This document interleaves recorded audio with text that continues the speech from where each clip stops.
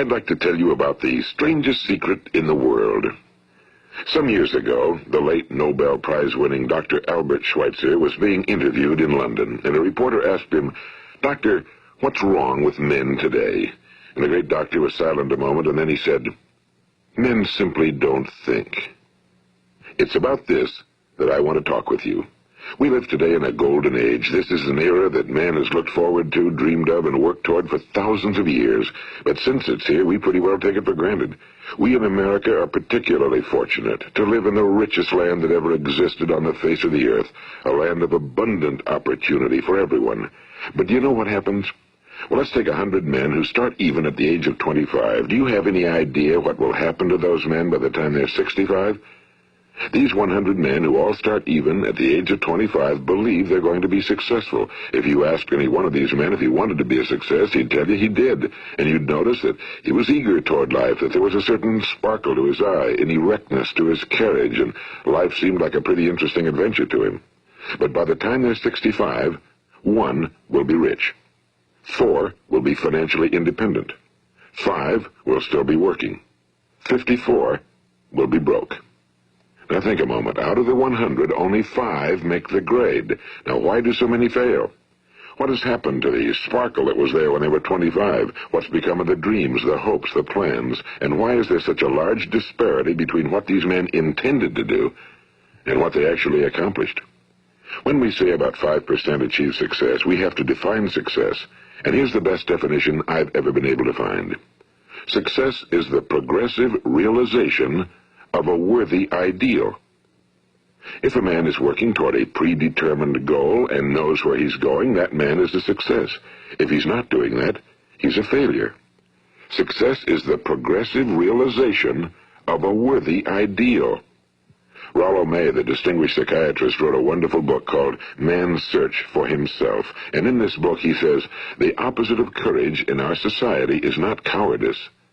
It is conformity. And there you have the trouble today. It's conformity, people acting like everyone else without knowing why, without knowing where they're going. Now think of it. In America right now, there are over 18 million people 65 years of age and older. And most of them are broke. They're dependent on someone else for life's necessities.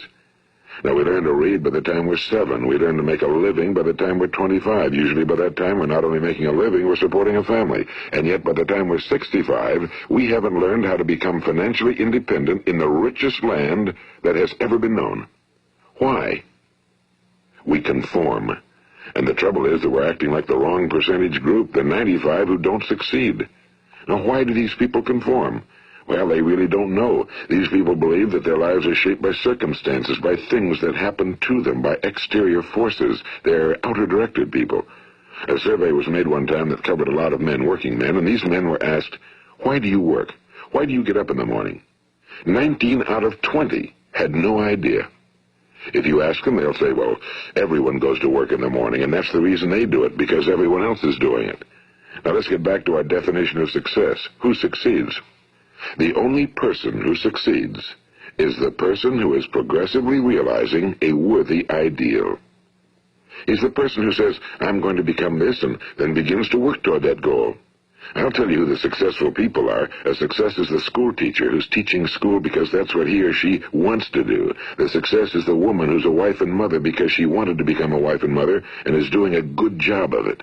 The success is the man who runs the corner gas station because that was his dream. That's what he wanted to do. The success is the successful salesman who wants to become a top-notch salesman and grow and build with his organization. A success is anyone who is doing deliberately a predetermined job because that's what he decided to do deliberately. But only 1 out of 20 does that. That's why today there isn't really any competition unless we make it for ourselves. Instead of competing, all we have to do is create.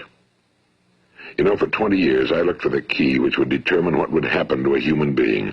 Was there a key I wanted to know which would make the future a promise that we could foretell to a large extent? Was there a key that would guarantee a person's becoming successful if he only knew about it and knew how to use it? Well, there is such a key, and I've found it. Have you ever wondered why so many men work so hard and honestly without ever achieving anything in particular, and others don't seem to work hard and yet seem to get everything? They seem to have the magic touch. You've heard them say that about someone. Everything he touches turns to gold. And have you ever noticed that a man who becomes successful tends to continue to become successful? And on the other hand, have you noticed how a man who's a failure tends to continue to fail? Well, it's because of goals. Some of us have goals, some don't. People with goals succeed because they know where they're going. It's that simple. Think of a ship leaving a harbor, and think of it with the complete voyage mapped out and planned. The captain and crew know exactly where it's going and how long it'll take. It has a definite goal. Now, 9,999 times out of 10,000, it will get to where it started out to get. Now, let's take another ship, just like the first, only let's not put a crew on it or a captain at the helm. Let's give it no aiming point, no goal, no destination. We just start the engines and let it go. I think you'll agree with me that if it gets out of the harbor at all, it will either sink or wind up on some deserted beach, a derelict. It can't go any place because it has no destination and no guidance, and it's the same with a human being. Take the salesman, for example. There's no other person in the world today with the future of a good salesman. Selling is the world's highest paid profession, if we're good at it and if we know where we're going. Every company needs top-notch salesmen, and they reward those men. The sky's the limit for them. But how many can you find? Someone once said the human race is fixed, not to prevent the strong from winning, but to prevent the weak from losing. The American economy today can be likened to a convoy in time of war. The entire economy is slowed down to protect its weakest link, just as the convoy had to go at the speed that would permit its slowest vessel to remain in formation. That's why it's so easy to make a living today. It takes no particular brains or talent to make a living and support a family today. So we have a plateau of so-called security, if that's what a person's looking for. But we do have to decide how high above this plateau we want to aim. Now let's get back to the strangest secret in the world, the story that I wanted to tell you today. Why do men with goals succeed in life and men without them fail? Well, let me tell you something which, if you really understand it, will alter your life immediately. If you understand completely what I'm going to tell you from this moment on, your life will never be the same again. You'll suddenly find that good luck just seems to be attracted to you. The things you want just seem to fall in line, and from now on you won't have the problems, the worries, the gnawing lump of anxiety that perhaps you've experienced before. Doubt, fear, well, they'll be things of the past. Here's the key to success and the key to failure. We become what we think about. Now let me say that again. We become what we think about. Throughout all history, the great wise men and teachers, philosophers and prophets have disagreed with one another on many different things. It's only on this one point that they are in complete and unanimous agreement. Listen to what Marcus Aurelius, the great Roman emperor, said. A man's life is what his thoughts make of it. Disraeli said this, everything comes if a man will only wait. I've brought myself by long meditation to the conviction that a human being with a settled purpose must accomplish it, and that nothing can resist a will that will stake even existence for its fulfillment. Ralph Waldo Emerson said this, a man is what he thinks about all day long.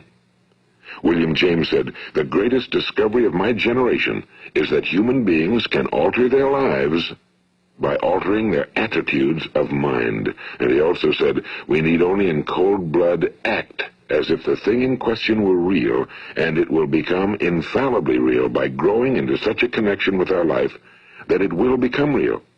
It will become so knit with habit and emotion that our interest in it will be those which characterize belief. And he also said, if you only care enough for a result, you will almost certainly attain it. If you wish to be rich, you will be rich. If you wish to be learned, you will be learned. If you wish to be good, you will be good. Only you must then really wish these things, and wish them exclusively, and not wish at the same time 100 other incompatible things just as strongly. In the Bible, you read in Mark 9:23, if thou canst believe, all things are possible to him that believeth. My old friend Dr. Norman Vincent Peale put it this way, this is one of the greatest laws in the universe. Fervently do I wish I had discovered it as a very young man. It dawned upon me much later in life, and I found it to be one of the greatest, if not my greatest discovery outside of my relationship to God. The great law, briefly and simply stated, is that if you think in negative terms, you will get negative results. If you think in positive terms, you will achieve positive results. That is the simple fact, he went on to say, which is at the basis of an astonishing law of prosperity and success. In 3 words, believe and succeed. William Shakespeare put it this way: our doubts are traitors and make us lose the good we oft might win by fearing to attempt. George Bernard Shaw said, people are always blaming their circumstances for what they are. I don't believe in circumstances. The people who get on in this world are the people who get up and look for the circumstances they want, and if they can't find them, make them. Well, it's pretty apparent, isn't it?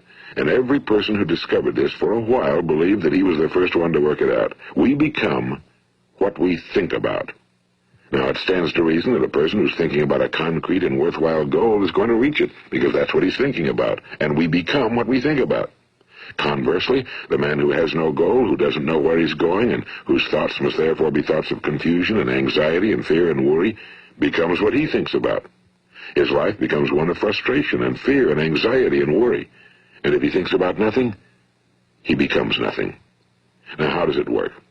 Why do we become what we think about? Well, I'll tell you how it works as far as we know. Now, to do this, I want to tell you about a situation that parallels the human mind. Suppose a farmer has some land, and it's good fertile land. Now, the land gives the farmer a choice. He may plant in that land whatever he chooses. The land doesn't care. It's up to the farmer to make the decision. Now, remember, we're comparing the human mind with the land because the mind, like the land, doesn't care what you plant in it. It will return what you plant, but it doesn't care what you plant. Now let's say that the farmer has 2 seeds in his hand. One is a seed of corn, the other is nightshade, a deadly poison. He digs 2 little holes in the earth and he plants both seeds, one corn, the other nightshade. He covers up the holes, waters, and takes care of the land, and what will happen? Invariably the land will return what's planted. As it's written in the Bible, as ye sow, so shall ye reap. Now remember, the land doesn't care. It'll return poison in just as wonderful abundance as it will corn. So up come the 2 plants, one corn, one poison. Now, the human mind is far more fertile, far more incredible and mysterious than the land, but it works the same way. It doesn't care what we plant. Success, failure. A concrete, worthwhile goal, or confusion. Misunderstanding, fear, anxiety, and so on. But what we plant, it must return to us. You see, the human mind is the last great unexplored continent on Earth. It contains riches beyond our wildest dreams. It will return anything we want to plant. Now, you might say, well, if that's true, why don't people use their minds more? Well, I think they figured out an answer to that one, too. Our mind comes as standard equipment at birth. It's free, and things that are given to us for nothing we place little value on. Things that we pay money for, we value. The paradox is that exactly the reverse is true. Everything that's really worthwhile in life came to us free. Our minds, our souls, our bodies, our hopes, our dreams, our ambitions, our intelligence, our love of family and children and friends and country, all these priceless possessions are free. But the things that cost us money are actually very cheap and can be replaced at any time. A good man can be completely wiped out and make another fortune. He can do that several times.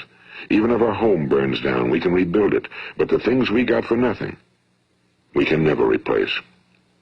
The human mind isn't used because we take it for granted. Familiarity breeds contempt. It can do any kind of job we assign to it, but generally speaking, we use it for little jobs instead of big, important ones. Universities have proved that most of us are operating on about 10% or less of our abilities. So decide now, what is it you want? Plant your goal in your mind. It's the most important decision you ever make in your entire life. What is it you want? You want to be an outstanding salesman? A better worker at your particular job? Do you want to go places in your company, in your community? Do you want to get rich? All you've got to do is plant that seed in your mind, care for it, work steadily toward your goal, and it will become a reality. It not only will, there's no way that it cannot. You see, that's a law, like the laws of Sir Isaac Newton, the laws of gravity. If you get on top of a building and jump off, you'll always go down. You'll never go up. And it's the same with all the other laws of nature. They always work. They're inflexible. Think about your goal in a relaxed, positive way. Picture yourself in your mind's eye as having already achieved this goal. See yourself doing the things you will be doing when you've reached your goal. Ours has been called the phenobarbital age, the age of ulcers and nervous breakdowns and tranquilizers. At a time when medical research has raised us to a new plateau of good health and longevity, far too many of us worry ourselves into an early grave trying to cope with things in our own little personal ways without learning a few great laws that will take care of everything for us. These things we bring on ourselves through our habitual way of thinking. Every one of us is the sum total of his own thoughts. He is where he is because that's exactly where he really wants to be, whether he'll admit that or not. Each of us must live off the fruit of his thoughts in the future, because what you think today and tomorrow, next month and next year, will mold your life and determine your future. You're guided by your mind. I remember one time I was driving through eastern Arizona, and I saw one of those giant earth-moving machines roaring along the road at about 35 miles an hour with what looked like 30 tons of dirt in it, a tremendous, incredible machine, and there was a little man perched way up on top with the wheel in his hands guiding it. And as I drove along, I was struck by the similarity of that machine to the human mind. Just suppose you're sitting at the controls of such a vast source of energy. Are you going to sit back and fold your arms and let it run itself into a ditch? Or are you going to keep both hands firmly on the wheel and control and direct this power to a specific, worthwhile purpose? It's up to you. You're in the driver's seat. You see, the very law that gives us success is a two-edged sword. We must control our thinking. The same rule that can lead a man to a life of success, wealth, happiness, and all the things he ever dreamed of for himself and his family. That very same law can lead him into the gutter. It's all in how he uses it, for good or for bad. This is the strangest secret in the world. Now, why do I say it's strange, and why do I call it a secret? Actually, it isn't a secret at all. It was first promulgated by some of the earliest wise men, and it appears again and again throughout the Bible, but very few people have learned it, understand it. That's why it's strange, and why for some equally strange reason it virtually remains a secret. I believe that you could go out and walk down the main street of your town and ask one man after another what the secret of success is, and you probably wouldn't run into one man in a month who could tell you. Now, this information is enormously valuable to us if we really understand it and apply it. It's valuable to us not only for our own lives, but the lives of those around us, our families, employees, associates, and friends. Life should be an exciting adventure. It should never be a bore. A man should live fully, be alive. He should be glad to get out of bed in the morning. He should be doing a job he likes to do because he does it well. One time I heard Grove Patterson, the great late editor-in-chief of the Toledo Daily Blade, make a speech, and as he concluded his speech, he said something I've never forgotten. He said, "My years in the newspaper business have convinced me of several things. Among them, that people are basically good, and that we came from someplace, and we're going someplace. So we should make our time here an exciting adventure. The architect of the universe didn't build a stairway leading nowhere." And the greatest teacher of all, the carpenter from the plains of Galilee, gave us the secret time and time again. As ye believe, so shall it be done unto you. I've explained the strangest secret in the world and how it works. Now, on this side, I want to explain how you can prove to yourself the enormous returns possible in your own life by putting this secret to a practical test. I want you to make a test that will last 30 days. It isn't going to be easy, but if you'll give it a good try, it will completely change your life for the better. Now, back in the 17th century, Sir Isaac Newton, the English mathematician and natural philosopher, gave us some natural laws of physics which apply as much to human beings as they do to the movement of bodies in the universe. And one of these laws is that for every action, there is an equal and opposite reaction. Simply stated, as it applies to you and me, it means we can achieve nothing without paying the price. The results of your 30-day experiment will be in direct proportion to the effort you put forth. To be a doctor, you must pay the price of long years of difficult study. To be successful in selling, and remember that each of us succeeds to the extent of his ability to sell. Selling our families on our ideas, selling education in schools, selling our children on the advantages of living the good and honest life, selling our associates and employees on the importance of being exceptional people. To, of course, the profession of selling itself. But to be successful in selling our way to the good life, we must be willing to pay the price. Now, what is that price? Well, it's many things. First, it's understanding emotionally as well as intellectually that we literally become what we think about, that we must control our thoughts if we're to control our lives. It's understanding fully that as ye sow, so shall ye reap.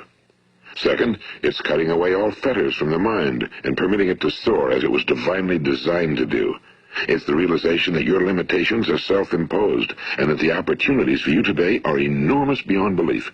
It's rising above narrow-minded pettiness and prejudice. And third, it's using all your courage to force yourself to think positively on your own problem, to set a definite and clearly defined goal for yourself, to let your marvelous mind think about your goal from all possible angles, to let your imagination speculate freely upon many different possible solutions, to refuse to believe that there are any circumstances sufficiently strong to defeat you in the accomplishment of your purpose, to act promptly and decisively when your course is clear, and to keep constantly aware of the fact that you are, at this moment, standing in the middle of your own acres of diamonds, as Russell Conwell used to point out.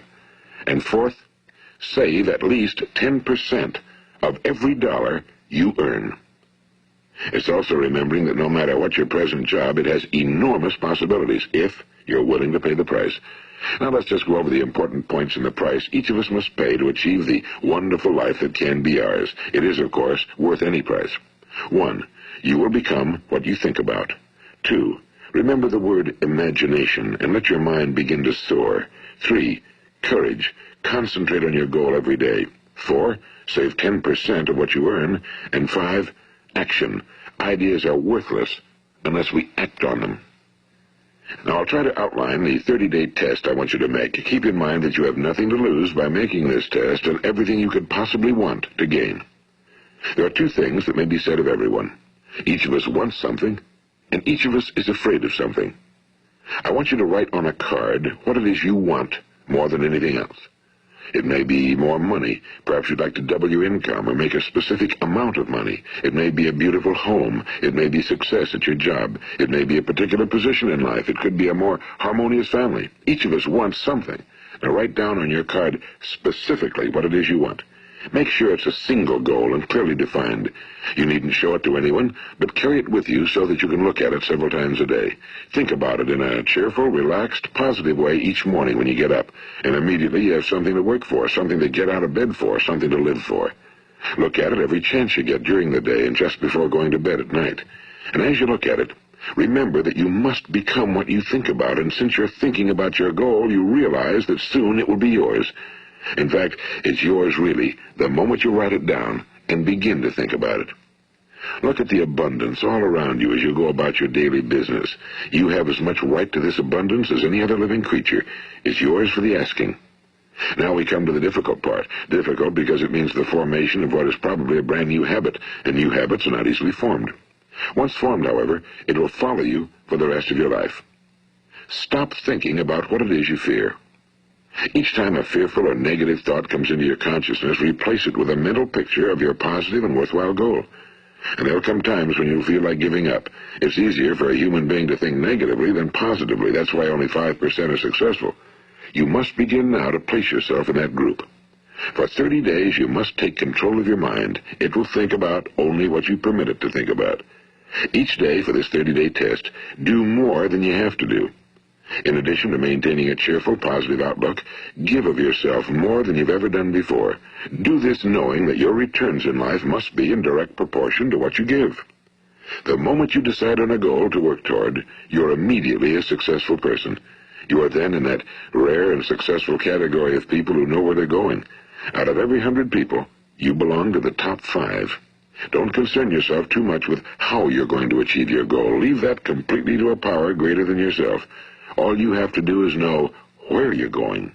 The answers will come to you of their own accord and at the right time. Remember these words from the Sermon on the Mount, and remember them well. Keep them constantly before you this month of your test. Ask, and it shall be given you. Seek, and ye shall find. Knock, and it shall be opened unto you.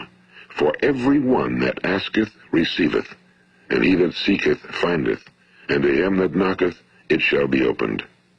It's as marvelous and as simple as that. In fact, it's so simple that in our seemingly complicated world, it's difficult for an adult to understand that all he needs is a purpose and faith. For 30 days, do your very best. If you're a salesman, go at it as you've never done before, not in a hectic fashion, but with the calm, cheerful assurance that time well spent will give you the abundance in return you deserve and want. If you're a homemaker, devote your 30-day test to completely giving of yourself without thinking about receiving anything in return, and you'll be amazed at the difference it makes in your life. No matter what your job, do it as you've never done it before for 30 days. And if you've kept your goal before you every day, you'll wonder and marvel at this new life you've found. Dorothea Brand, the outstanding editor and writer, discovered it for herself and tells about it in her fine book, Wake Up and Live. Her entire philosophy is reduced to the words, act as though it were impossible to fail. She made her own test with sincerity and faith, and her entire life was changed to one of overwhelming success. Now, you make your test for 30 full days.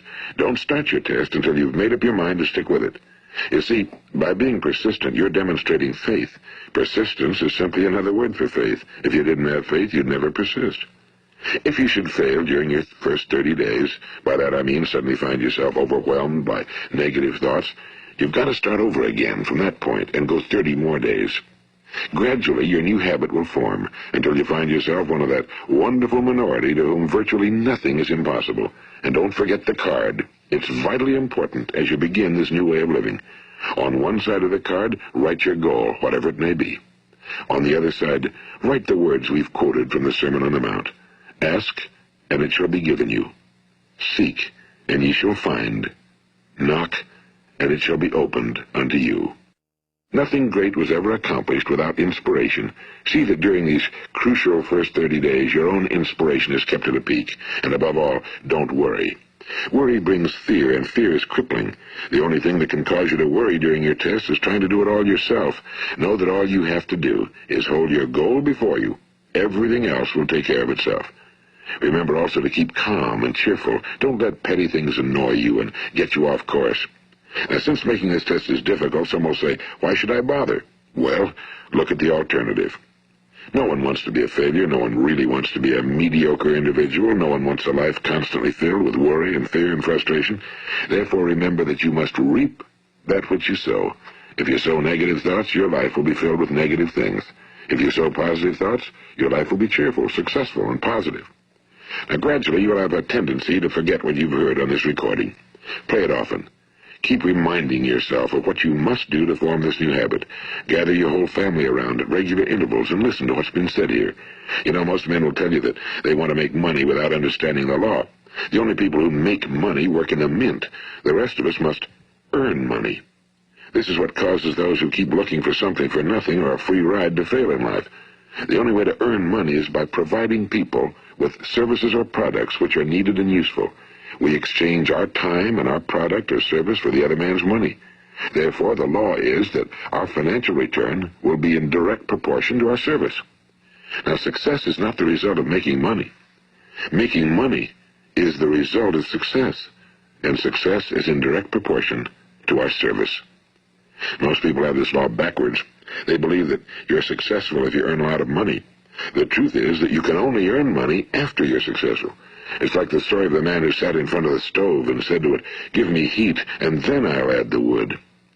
How many men and women do you know, or do you suppose there are today, who take the same attitude toward life? There are millions. We've got to put the fuel in before we can expect heat. Likewise, we've got to be of service first before we can expect money. Don't concern yourself with the money. Be of service, build, work, dream, create. Do this, and you'll find there's no limit to the prosperity and abundance that will come to you. Prosperity, you know, is founded upon a law of mutual exchange. Any person who contributes to prosperity must prosper in turn himself.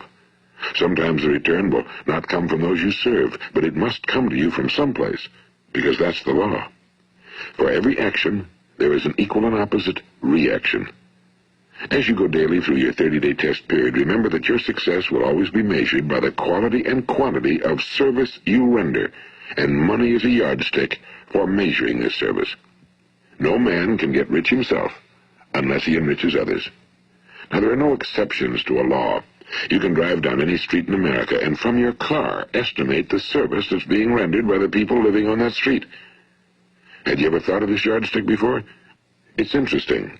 Some, like ministers and priests and other devoted people, measure their returns in the realm of the spiritual, but again, their returns are equal to their service. Once this law is fully understood, any thinking person can tell his own fortune. If he wants more, he must be of more service to those from whom he receives his return. If he wants less, he has only to reduce his service. This is the price you must pay for what you want. If you believe you can enrich yourself by deluding others, you can end only by deluding yourself. It may take some time, but just as surely as you breathe, you'll get back what you put out. Don't ever make the mistake of thinking you can avert this. It's impossible. The prisons and the streets where the lonely walk are filled with people who tried to make new laws just for themselves. We may avoid the laws of man for a while, but there are greater laws that cannot be broken. An outstanding medical doctor recently pointed out 6 steps that will help you realize success. 1. Set yourself a definite goal. 2. Quit running yourself down. 3. Stop thinking of all the reasons why you cannot be successful and instead think of all the reasons why you can. 4. Trace your attitudes back through your childhood and try to discover where you first got the idea you couldn't be successful, if that's the way you've been thinking. 5. Change the image you have of yourself by writing out a description of the person you would like to be. And 6. Act the part of the successful person you have decided to become. The doctor who wrote those words is a noted West Coast psychiatrist, Dr. David Harold Fink. Do what the experts since the dawn of recorded history have told you you must do. Pay the price by becoming the person you want to become. It's not nearly as difficult as living unsuccessfully. Make your 30-day test, then repeat it again, and each time it will become more a part of you until you'll wonder how you could ever have lived any other way. Live this new way and the floodgates of abundance will open and pour over you more riches than you may have dreamed existed. Money? Yes, lots of it. But what's more important, you'll have peace. You'll be in that wonderful minority who lead calm, cheerful, successful lives. Start today. You have nothing to lose, but you have a whole life to win. This is Earl Nightingale, and thank you.